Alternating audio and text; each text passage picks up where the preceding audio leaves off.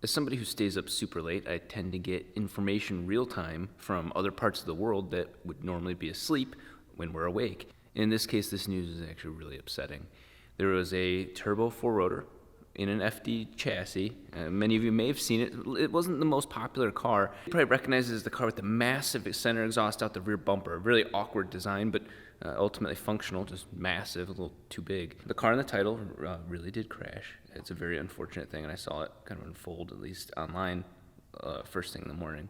I'm in an interesting spot because I'm not a news organization, but I made a comment about this video happening, and I raised more questions than I answered. And so this video is simply to inform people of the events that I've seen happen, and not firsthand, obviously, but something that if I can help share and prevent misinformation, then my duty as a online personality is complete. This particular rotary was up for sale recently, so the original owner, unfortunately, was very ill and passed away, but the new owner got himself into a lot of trouble.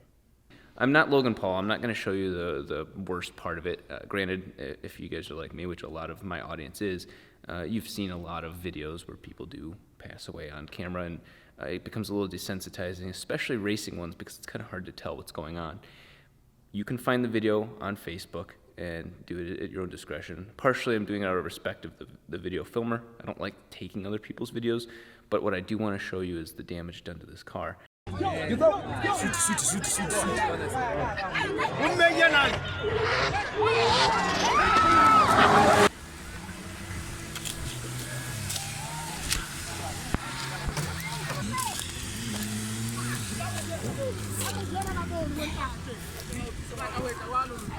It is a turbocharged four-rotor.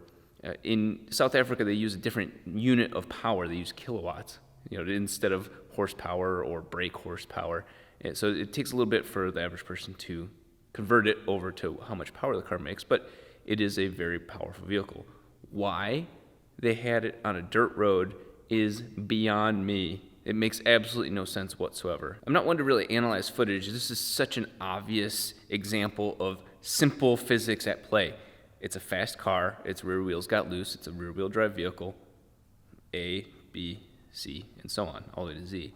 Unfortunately, there was one bystander on that side of the road. Everybody else was on the side of the cameraman. In a classic case of object fixation, that is the one person that was hit in the crash, and unfortunately, I'm 99% sure that the gentleman passed away.